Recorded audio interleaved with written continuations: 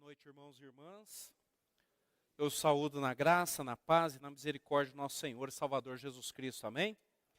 Atos capítulo 11, os versos 19 a 26 é o texto da nossa meditação nessa noite. Estamos falando aí esse mês, reverendo Melquisedeque já falou sobre isso, tema missionários. Hoje de manhã preguei sobre encorajamento missionário e como havia prometido, agora à noite eu quero falar sobre oportunidade missionária. Atos capítulo 11, verso 19 a 26. Ouçam atentamente o que diz o texto sagrado.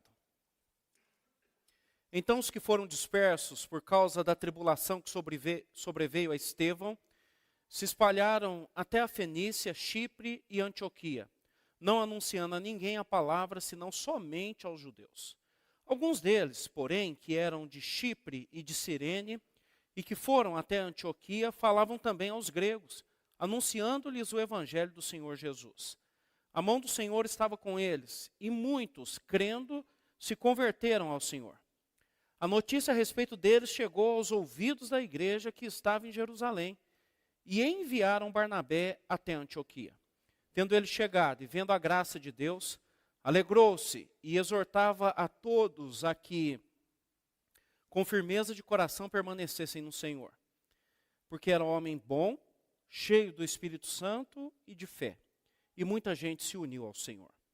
E partiu Barnabé para Tarso à procura de Saulo. Tendo-o encontrado, levou-o para Antioquia. E por todo um ano se reuniram naquela igreja e ensinaram numerosa multidão. Em Antioquia foram os discípulos pela primeira vez chamados cristãos. Vamos orar? Senhor Deus, nós colocamos as nossas vidas diante do Senhor. Pedimos que o Senhor nos abençoe nessa noite. Que o Senhor fale aos nossos corações. Que nós tenhamos a oportunidade de ouvir a Tua voz e de sermos impactados pelo Teu poder, pela Tua graça. Que o Senhor fortaleça o nosso coração e nos ajude a compreender o que o Senhor quer da nossa vida. É o que nós pedimos e agradecemos no nome santo de Jesus. Amém. Amém. Se não for por todas as coisas, mas há uma boa razão para que nós não sejamos felizes e completos, apesar ou uma vez que já somos servos de Deus. E é a nossa incompreensão do que Deus quer da nossa vida. É tão somente isso que nos deixa preocupados, desanimados, tristes, incomodados com uma série de coisas. E quando nós entendemos isso, o que Deus quer de nós fica muito mais fácil. E você então vai conseguir mensurar num mundo onde a comparação ela é ferrenha, ela é maldosa. Nós estamos aí, terminou hoje, estamos aí não, terminou as Olimpíadas. Quem ganhou medalha de ouro, prata e bronze se tornou um herói do seu país. Quem ficou em quarto lugar para baixo, era melhor nem voltar. É muito cruel, não é? E é assim também. E às vezes, quando você é comparado, você se sente da mesma forma. Então, há uma resposta bíblica. Você tem que saber o para que Deus te chamou. Eu, por exemplo, fui chamado para servir a Deus, ou na África, ou tendo a maior igreja missionária aonde Ele me colocasse. Essa é a minha vocação. Eu tinha 16 anos quando Ele me chamou. Ele não vem todo dia e fala, não esquece não, hein? Como eu falei hoje de manhã, mas essa é a minha vocação. Então eu não fui chamado para ser palestrante, não fui chamado para ser famoso, não fui chamado para uma série de coisas. Essa é a minha vocação. Sempre eu volto nessa vocação para que eu entenda o que Deus quer da minha vida. Porque tudo mais que acontecer, desde lá da minha conversão com 8 anos e o chamado aos 16 anos, vai ser da vontade de Deus, só que eu não conheço o futuro. Mal conheço o presente e o passado eu não tenho como mudar. Então eu dependo integralmente de entender o que Deus quer. E é isso que a Bíblia ensina, e na minha opinião, Atos, Lucas, vou usar a expressão aqui, dá um espetáculo para nós o que significa você compreender o que Deus quer da sua vida e deixar aqui, não no sentido que você permite, mas de ir experimentando aquilo que Ele está fazendo à medida que o tempo passa. Nós estamos falando aqui, ou vamos falar novamente, sobre o maior missionário que a igreja teve, que foi o apóstolo Paulo. Lucas está contando essa história de como o evangelho, começando em Jerusalém, chegou a Roma. Como o evangelho dos judeus, ouvindo primeiro, teve uma dificuldade muito grande para que eles fossem até os meios judeus, que são os samaritanos, e depois os gentios. Então ele fala que no capítulo 8 tem uma perseguição depois da morte de Estevão. E esses irmãos, que não eram ali necessariamente de Jerusalém, são dispersos e vão embora. Lembrando que Atos 8 fala que tão somente os apóstolos permaneceram lá. Nesse ínterim, Deus está trabalhando no coração de Pedro. Lembra? Precisa ir na casa de Cornélio, romano, gentil. Pedro não iria, com certeza, mas Deus trabalha o coração dele. Tem uma visão, um lençol, animais descendo, todos animais imundos, quer dizer, animais que um judeu não come. E Deus falando para ele, mata e come. E ele falou, de jeito nenhum, Senhor. Falou 3 vezes, ele falou, jamais. E ele ficou pensando aqui, por que eu tive essa visão? Nisso estão chegando 3 homens mandados por Cornélio para levá-lo até lá. E ele então ouve o Espírito Santo de Deus falando, não tenha medo, você vai com eles. Pedro não era bobo, já levou 6 judeus com ele. Chegou lá, Deus se manifestou poderosamente, salvou Cornélio e as pessoas que estavam ali à volta. Foram, tal qual os judeus, batizados com o poder do Espírito Santo e salvos em Cristo Jesus. Aí Pedro falou, não podemos negar o batismo para eles? Aí os outros irmãos judeus falaram, não tem jeito, vamos batizar então. Quando voltaram, quem estava esperando ele? A igreja. Falou, não, ficamos sabendo que vocês entraram na casa de gentio, que negócio é esse? Aí eles falaram, contaram a história, e Pedro então tinha pelo menos 6 testemunhas que viram aquilo.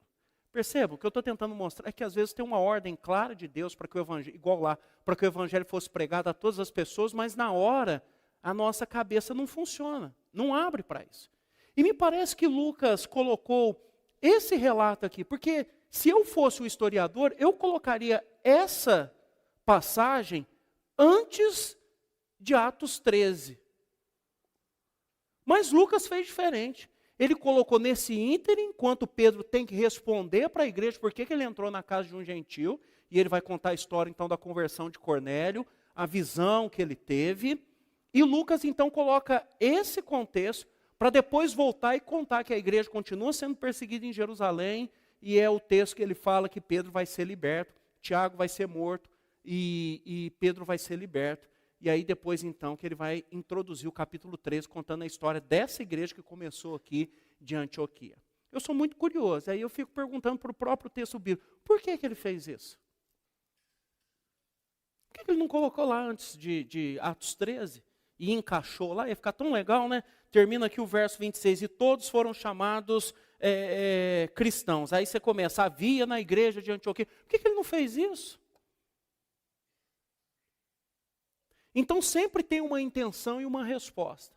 O que ele está falando é assim, enquanto nós estamos confusos, achando ou pensando, prega ou não prega para um gentil, Deus está fazendo a obra dele de forma maravilhosa. Enquanto a igreja está questionando um grande líder que é Pedro, por que você entrou na casa de um gentil? Deus está fazendo algo maravilhoso lá na região de Antioquia, e nós aqui em Jerusalém não estamos sabendo da maravilha que Deus está fazendo naquele lugar.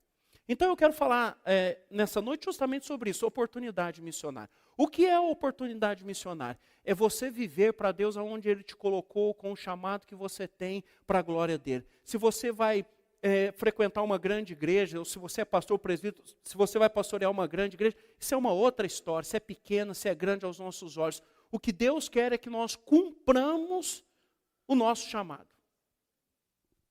Aonde Ele nos colocar. E esse tem sido o maior desafio da igreja. A igreja está encantada com o poder. A igreja está encantada com as finanças. A igreja está encantada com a política, com o entretenimento. A igreja está encantada com muitas coisas. Mas, infelizmente, nos dias que nós vivemos, a igreja está perdendo o encanto por nosso Senhor e Salvador Jesus Cristo.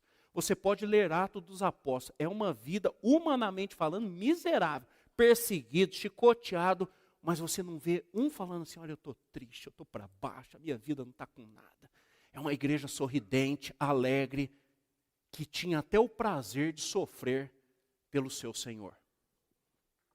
Hoje eu nem começo a sofrer direito, eu falo, não sei não, acho que eu estou indo embora, não vou ficar não aguento. Quando cantava ali, eu estava até lembrando, falei, nossa, amanhã eu tenho uns boletos para pagar. Aí eu lembrei, né, estou cantando, repetindo não sei quantas vezes, tua graça me basta. Amanhã eu tenho que levar os meninos de manhã na escola. Aí eu lembrei, mas sua graça me basta. Não é assim? Você pode falar, estou desempregado, mas a graça de Deus te basta. Estou doente, a graça de Deus te basta. Estou aqui, nem sei o que eu estou fazendo aqui, mas a graça de Deus te basta. E deixa Deus controlar, mudar, reorientar a sua vida e acertar as coisas para que você viva da forma que Ele quer. É assim que funciona no reino de Deus. Não funciona como eu e você queremos. Por isso, você vai entender no final desse sermão. Primeiro, então, vamos lá. Quando a gente fala de oportunidade missionária, tem 3 verdades básicas que nós precisamos saber que vai acontecer conosco, não fica preocupado não. Tá? Vai acontecer com você, quer você queira ou não, você só precisa cumprir o que Deus quer. E primeiro é obediência a Deus. Tudo começa quando nós obedecemos a Deus. Tudo começa enquanto nós obedecemos a Deus. Deus já havia dito através de Jesus Cristo para a igreja, vocês serão minhas testemunhas em Jerusalém, na Judéia e Samaria até os confins da terra. Mas está uma crise. Deus tem que mandar um sofrimento, que é uma perseguição, depois da morte de Estevão, para que a igreja fosse espalhada. Mas vejam que Lucas vai ser muito honesto aqui. Os que foram espalhados, está aí verso 19 e 20. Primeiro 19. Então os que foram dispersos por causa da tribulação que sobreveio a Estevão, se espalharam até a Fenícia. Vontade de Deus é que nós nos espalhemos. Chipre e Antioquia. Não, olha só, não anunciando a ninguém a palavra, senão somente aos judeus. Coisa, né? Nós vamos lá, mas nós vamos achar os nossos. Nossa turma, nosso pessoal. E olha como são as coisas. Verso 20. Alguns deles, porém, que eram de Chipre e Cirene, então quer dizer, judeus não radicados em Jerusalém, Cirene na África, Chipre uma ilha ali da região, e que foram até Antioquia, falavam também aos gregos, anunciando-lhes o evangelho do Senhor Jesus. Obediência a Deus é isso. Às vezes você nem está entendendo muito bem. Fala, vamos fazer assim, você fala para alguém. Todos nós aqui sabemos que Deus mandou a gente atravessar a rua, ou ir lá no muro, ou ir lá tocar a campainha e falar alguma coisa para o nosso vizinho. Mas a gente não vai. Nós sabemos que lá no nosso trabalho nós deveríamos comunicar o evangelho para os nossos colegas. Mas a gente fala, não, mas hoje tem tanta igreja, vou ficar falando aqui e tal. Ou para os nossos parentes, fala, não, mas fulano não gosta de ouvir. Se eu for orar aqui na hora do almoço, ele vai ficar constrangido, então não vou orar, não. Nós perdemos as oportunidades porque nós não obedecemos a Deus. Vou repetir, nós perdemos as oportunidades porque nós não obedecemos a Deus. A oportunidade, ela sempre está batendo na nossa porta. Nós estamos sempre sendo desafiados por Deus. Igual eu falei, fui chamado para ir à África, mas nunca fui lá. Aí os africanos vieram até mim.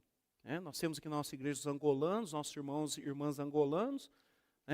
Passaram por aqui tanto o reverendo André quanto o reverendo Mateus Pimpão. A minha visão é bem limitada. Eu entendo que nós devemos plantar igrejas aqui na região e tal. Esses amados irmãos, eu não sei porque me mandaram isso em 2012, 13, 14, 15, 16, 17, 18, 19, 20, 21, 22 e 23. Mas agora falaram assim, reverendo Marcelo, você não quer ajudar a gente a plantar a igreja aqui? Entende como funcionam as coisas? Entende como Deus move as coisas? E eles não falaram assim, vem para cá, não falou isso não. Falou, você não quer ser um cooperador conosco? Por que Deus abre essas portas? Pô, um dia eu vou contar aqui, agora, aí eu não entendi muito bem na época, aí depois eu falei, não, mas espera aí, se a gente está falando de plantar a igreja, depende, Deus quer que a gente plante em outros lugares. E talvez, porque Deus, na sua soberania, pode fazer isso, nós vamos abrir uma congregação na Noruega. Alguns vão saber e outros depois, um dia eu conto isso. Porque Deus estende... Eu não vou para a Noruega também não, tá, gente? Calma, nem vou lá na África, fiquem calmos. Eu estou contando o que Deus vai fazendo e eu preciso estar com o meu coração aberto para enxergar como uma oportunidade. Você não fala, não, é porque talvez bobeira, alguém me mandou isso. Nada, nós somos presbiterianos, hein, gente? Nada é por acaso. Tropecei aqui. A chave do carro sumiu. Nada é por acaso. Você não veio aqui por acaso. Você não está aqui nessa igreja por acaso. Tem muitas igrejas perto da sua casa, por que você veio nessa? Ah, porque fulano é legal. Ah, porque eu fui lá e gostei do pastor. Ah, porque lá... Gente, não sejamos ingênuos. É Deus que vai movendo a nossa vida. Alguns resolveram falar para os gregos.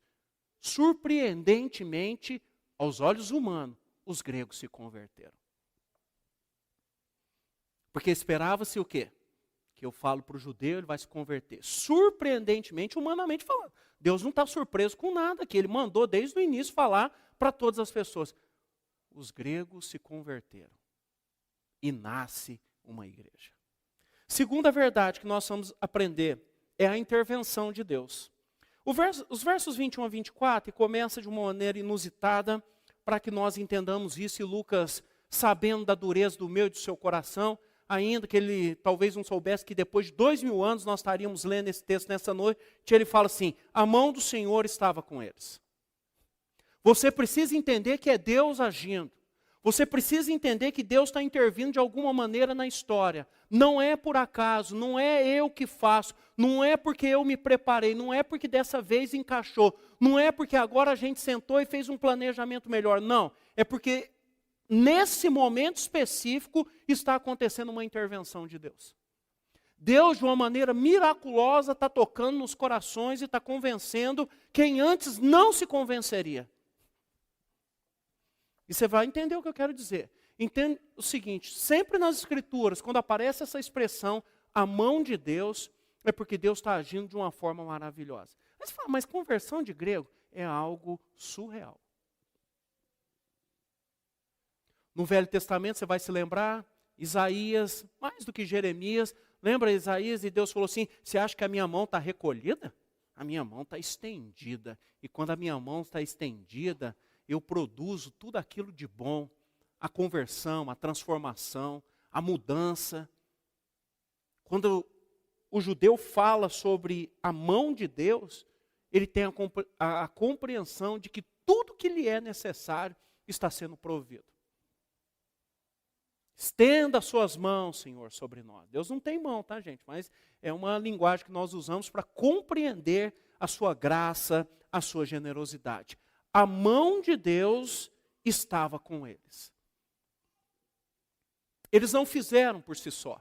Como eu disse no primeiro sermão, no domingo passado de manhã, o crente só faz quando ele está cheio do Espírito Santo de Deus, quando ele está cheio da graça de Deus, cheio daquilo que Deus quer.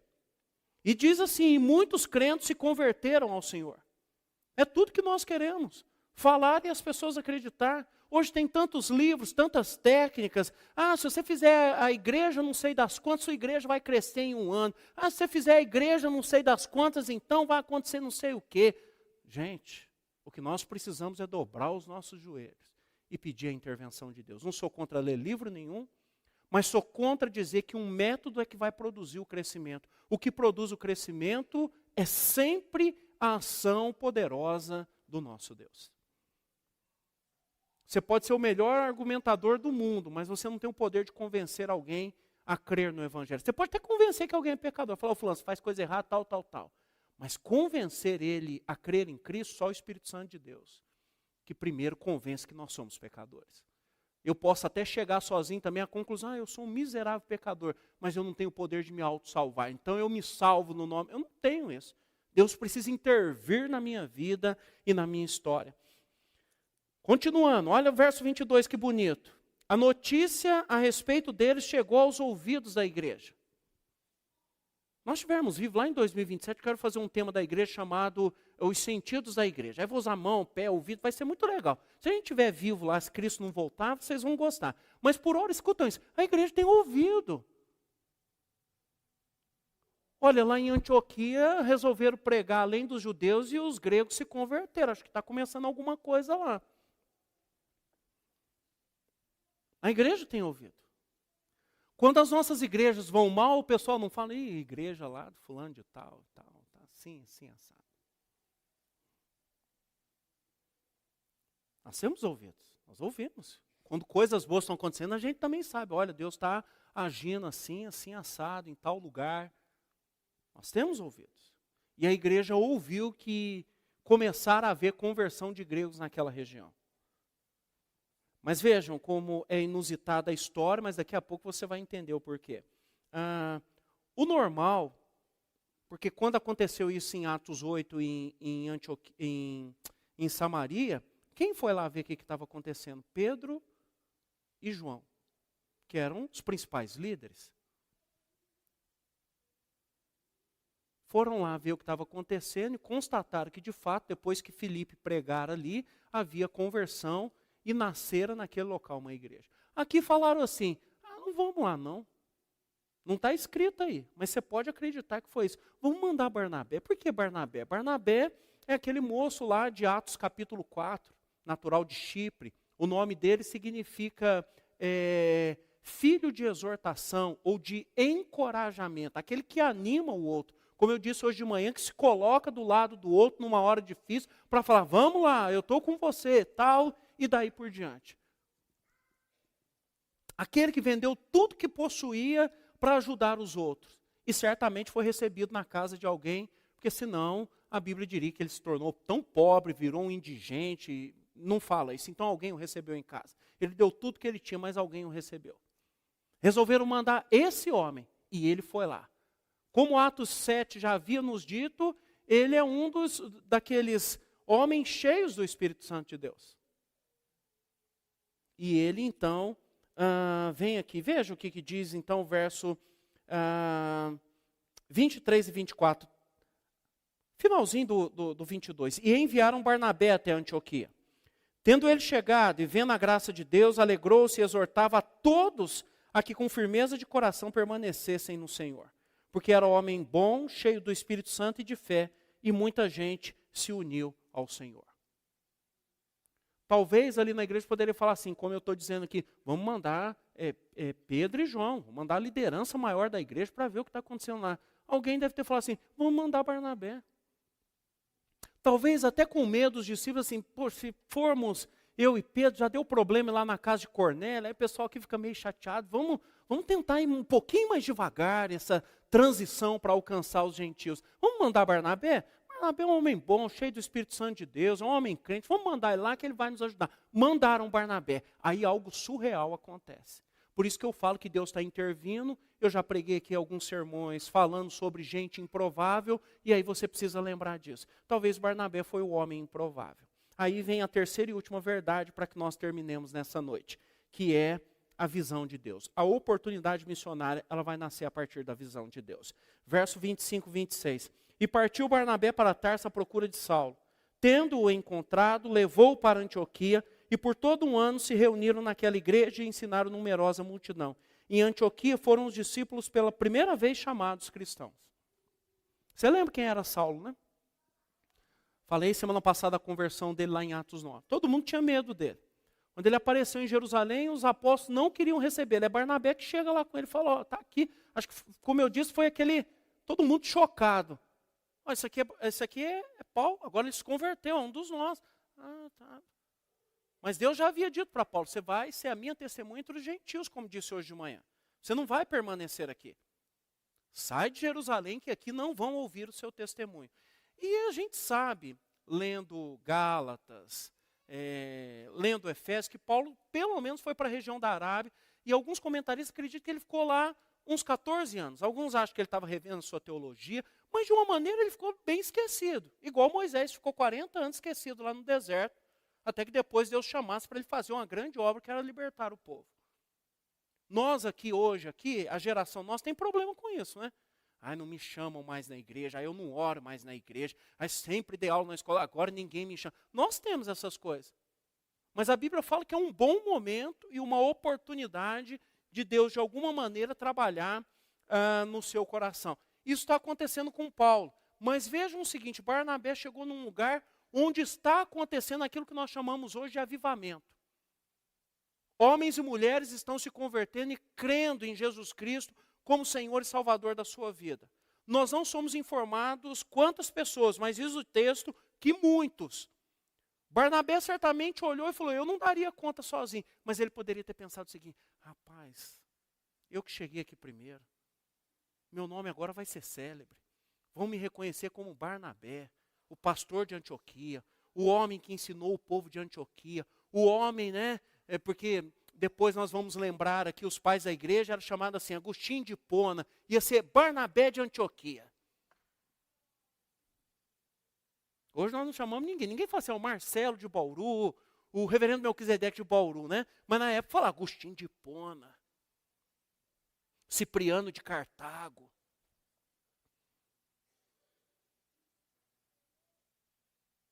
Barnabé poderia ter pensado em si próprio, falou, essa é a minha grande chance de me tornar um grande líder e alguém registrar o meu nome na história. Mas se você já leu aí, ou melhor dizendo, eu já li aqui, você já percebeu que esse tipo de preocupação ele não tinha. Ele partiu dali, está acontecendo algo miraculoso, ele falou, eu vou buscar Saulo para trabalhar comigo. Irmãos, não está escrito no texto bíblico, você pode até dizer que eu estou errado, mas eu vou dizer uma coisa aqui sem medo de estar errado.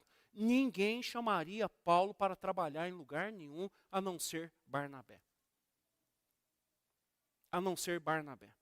Um homem que fez o que fez, matando, perseguindo a igreja, e agora você, vou chamar ele para vir. Nós não chamaríamos. Só Barnabé, que olhou para aquele homem, agora convertido, e falou, esse homem é um potencial de Deus. E eu vou atrás dele.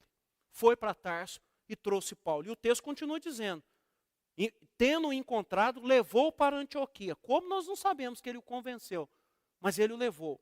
E por todo um ano eles ensinaram, agora já mudou, de muitos para numerosa multidão. Veja o que acontece quando nós entendemos a oportunidade missionária de Deus. Vejam o que nós entendemos quando nós entendemos a visão, não a nossa, mas a visão de Deus, que é muito maior, muito mais ampla. Deus usa quem Ele quiser.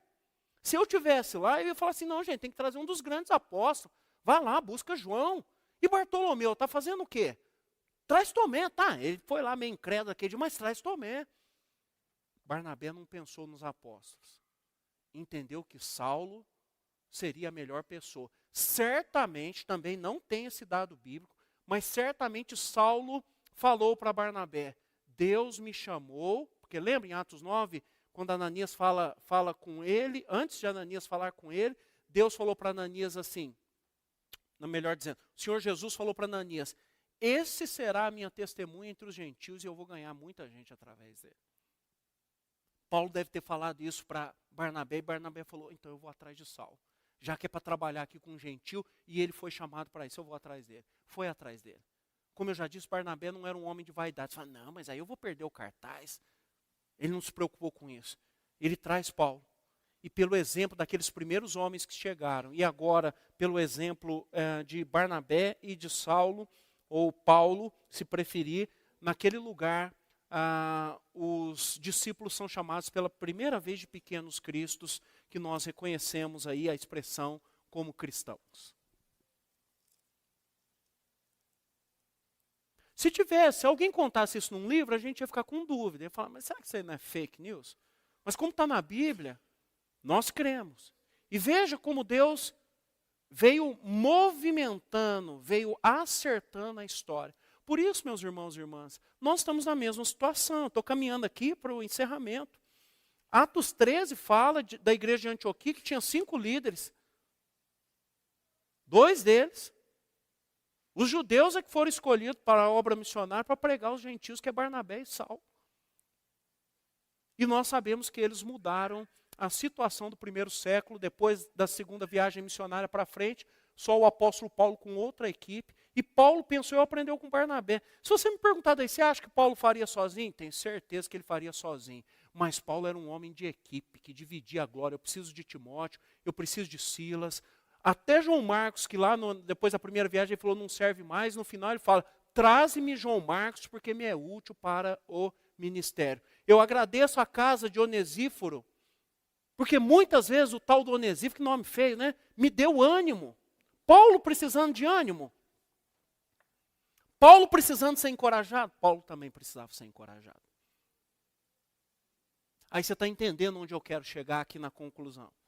Estou querendo dizer, meus irmãos, que às vezes nós estamos aí patinando, ou na vida cristã, e no entendimento maior do que Deus quer para a nossa vida, por causa daquilo que o mundo apresenta para nós, ou da própria igreja moderna, colocando aí para nós. Você tem que ser famoso. Abre um canal no YouTube. Faz isso, faz aquilo. Você é pastor e não canta, então você precisa tocar, cantar. Precisa ser mais influente, precisa sorrir mais. Você precisa ser alguém mais festivo. Usa umas roupas coloridas. Faz o que quer que seja. Aí você vai para casa e fala, eu não sou ninguém e tal, né? Você é igual eu, come uma forma de lasanha, ou então um bolo de fubá, ou então um pacote de bolacha. Agora tem umas bolachas recheadas de limão, gente, uma delícia. O povo fala a marca para você saber tal. Né? Aí você vai lá e come, estou triste e tal. Esqueçam essas coisas, meus irmãos. Primeiro, e é o que nós estamos falando aqui, obedeça a Deus. Deus te chamou para quê? Para de ficar comparando com os outros, faça o que Ele mandou você fazer e pronto. Nós não estamos aqui para ser melhores ou piores do que ninguém, nós estamos aqui para obedecer ao nosso Deus. Segundo, Deus está intervindo. O tempo que a nossa igreja passa é claramente um tempo que Deus está intervindo de uma forma diferente. Então, meu querido, minha querida, aproveite. Não perca o seu tempo brigando, falando mal no corredor um do outro, criticando um ao outro. Se você tem dúvida da vida do irmão, vai e converse com ele. Ore por ele mais do que perguntar.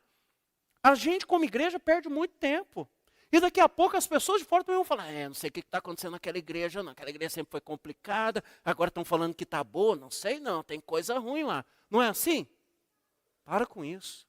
Vamos orar, vamos fazer o que Deus quer de nós, vamos amar uns aos outros, vamos servir uns aos outros, vamos ajudar. Não queira glória para você, a glória aqui é toda de Deus, toda dele. Nós não precisamos nada para nós precisamos entender que a mão de Deus está nos conduzindo. E isso é uma maravilha. Então, se Deus mandou você amar, você vai amar. Se Deus mandou você servir, você vai servir. Se Deus mandou perdoar, você vai perdoar. Se a coisa está difícil lá no seu trabalho, se a coisa está difícil na sua vida, você vai lembrar assim, a tua graça me basta. Está complicado, mas a tua graça me basta. Se a coisa está difícil no seu casamento, você vai lembrar que a graça de Deus basta também. Mas antes de culpar o seu cônjuge, culpe-se a si mesmo. Antes de culpar seu pai e sua mãe, culpe-se a si mesmo como filho. Talvez o seu problema é que você não ouve seu pai e sua mãe. E está patinando aí na vida de bobeira. Acertar essas coisas. Boa parte daquilo que nós temos que fazer, ninguém precisa nos dizer. Se nós temos aqui pelo menos 6 meses como crentes, basicamente, vocês já sabiam de tudo aquilo que eu disse nessa noite. E nas outras noites, nas outras manhãs, assim como quando o reverendo Melquisedeque também prega. Duvido que nós estejamos falando algo novo, que você fala, meu Deus, eu nunca tinha ouvido isso. O que nós precisamos é da visão de Deus. A visão de Deus é, eu coloquei vocês aí nesse mundo para me glorificar em todas as coisas e anunciar o Evangelho a todas as pessoas. Você vai ser rico ou pobre, bonito ou feio, gordo ou magro, preocupa com isso não. Preocupe-se em fazer aquilo que me agrada. Aquilo que eu coloquei para você aí. Também, se você vai viver muito tempo ou pouco tempo, não se preocupe. Preocupe-se em viver todos os dias na minha presença, que é a minha ordem direta. Irmãos e irmãs, se nós vivêssemos assim, né, a igreja seria muito melhor. Eu não sou muito de rede social, mídia social, mas quem está aí sabe. Quantas pessoas gastam tempo falando mal uns dos outros, falando mal da igreja, falando, não, alguma coisa está errada lá, é por isso que estão fazendo isso. Ou então eu quero ter não sei quantos mil seguidores no YouTube. Agora eu descobri por quê. Porque você monetiza o canal e ganha dinheiro, né? Ué. Aí você se sente importante. Eu sou seguidor do fulano de tal. Não é? Vou fazer um canal também, aí você me segue para me dar o dinheiro, tá bom? Não é isso? Vai. Já que você quer. Aí você vai se sentir importante também. Então, nós somos uma geração muito carente. Eu quero me sentir... eu sou seguidor do fulano de tal. Fulano de tal nem sabe quem é você. Eu sou seguidor dele. Agora, Jesus Cristo te conhece, e se você é um seguidor dele, ele te conhece como você é.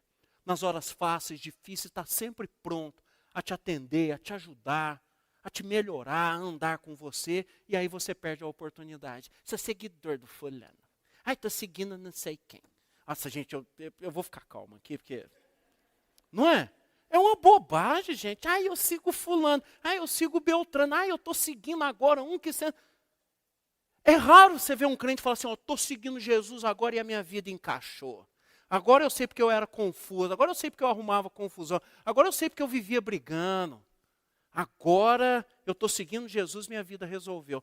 Duvido que alguém aqui na última semana ou no último mês ouviu de um outro crente falando assim, eu estou seguindo Jesus. Mas certeza que você ouviu o crente falar, fulano, eu estou seguindo Beltrano. Né? Eu vou agora com esse. Agora eu achei um lá no YouTube, olha, um canal, não sei o quê. E aí, meus irmãos e irmãs? Vocês estão rindo, mas era para chorar, né?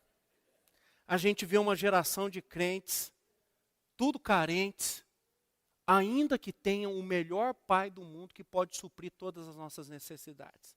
Carentes, ainda que tenham um Senhor amoroso que deu a vida por nós, está disposto a dar tudo por nós, como deu a própria vida, e aí você está se sentindo sozinho, amargurado, isso e aquilo.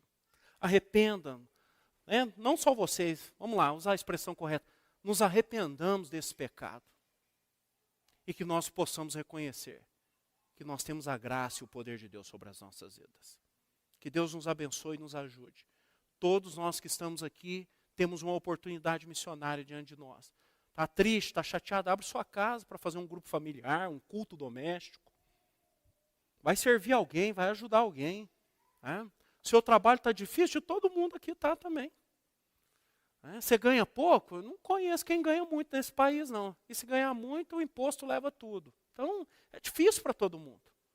Agora, quem nos sustenta não é o nosso emprego, não é o nosso salário, não é o que nós temos ou deixamos de ter. Quem nos sustenta é Deus. E se você está precisando, fala com quem tem o dinheiro, Deus. E Ele vai cuidar de nós, vai nos dar.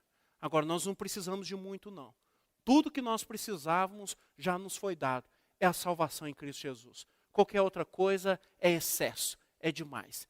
E eu termino falando assim, quando a gente usa a expressão, tua graça me basta. Já viu quando alguém está brigando com você, você fala, não, basta, eu não aguento mais. É isso aí. Sabe, quando você fala basta, é porque você está empanturrado. É igual quando eu como um bolo de fubá. Eu vou até o fim, mas o povo fala assim, eu não estou aguentando mais, mas o bolo olha para mim e fala, não, só mais um pedaço. É desse jeito. Sabe, você fala assim, me basta, eu não aguento mais. É engraçado que a gente usa isso para comida, para um monte de coisa, mas não usa para a graça de Deus. O que a Bíblia está dizendo assim, a graça de Deus nos basta.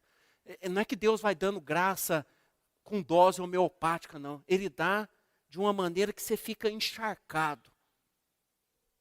Se me permite usar a expressão da comida, empanturrado com a graça dele. Você fala assim, gente, é tanta graça que eu nem sei o que fazer com isso. Então, meus irmãos, minhas irmãs, saia daqui feliz. Mas se você está longe de Cristo, volte para Ele. Se você não crê nele, creia nele. Porque essa vida só começa com Ele. Alguns aqui precisam se lembrar, Deus me chamou para isso. Eu estou chateado por isso, por aquilo, e problemas acontecem mesmo. Mas perdoe quem você tem que perdoar. E volte a fazer o que Deus quer da sua vida. Quem está perdendo é você. E você sabe melhor do que eu, e vou falar aqui, que Deus está falando no seu coração isso há muito tempo, mas você continua duro.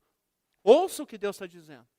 E volte atrás. E fale, então, se Deus quer me usar, eu me coloco à disposição, Senhor. Eu me lembro do seu chamado, que o Senhor possa me usar para a sua glória. E se você quer seguir alguém, siga Jesus Cristo, nosso Senhor e Salvador. Amém? Vamos ficar em pé, vamos orar. Senhor Deus, nós queremos agradecer ao Senhor nessa noite. Nós queremos seguir a nosso Senhor e Salvador Jesus Cristo. E entender que somos privilegiados em sermos filhos e filhas do Senhor, servos e servas, missionários e missionárias. Ajuda-nos, Senhor, a cumprir a Tua vontade e honrar o Teu nome. Ajuda-nos a sermos servos e servas obedientes. Ajuda-nos a entender o tempo da intervenção do Senhor e aquilo que o Senhor está sinalizando para nós. Ajuda-nos a termos a visão do Senhor e não a nossa. Que os nossos sonhos e desejos sejam colocados de lado, para que nós entendamos a visão do Senhor para a nossa vida. Aquilo que o Senhor quer de nós. E de fato vivamos nesse mundo para a honra e glória do Teu nome e para o cumprimento da sua missão. Abençoa os irmãos e irmãs aqui. Há muitos desafios que temos que enfrentar nessa semana. Que possamos contar com a Tua graça, que nos basta, para que nós nos lembremos que apesar das dificuldades, a graça do Senhor está sobre nós. Aqueles que não Te conhecem, que possam crer em Ti. Aqueles que estão com dúvida e inquietações e vão sair daqui assim, que o Senhor fale aos seus corações e os ajude a tomar a decisão correta, a rever o seu chamado, a rever aquilo que o Senhor quer para a vida deles e possam fazer com alegria. mesmo em meio a lutas e dificuldades, porque é a nossa vida nesse mundo. Mas que nós jamais nos esqueçamos do seu amor e do seu cuidado. É o que nós pedimos e agradecemos, além de agradecer pelo Dia dos Pais, por cada um dos pais aqui da nossa igreja que nos visitam, para que sejam homens que cumpram o papel de educar os seus filhos no caminho do Senhor. É o que nós pedimos e agradecemos no nome de Jesus. Amém.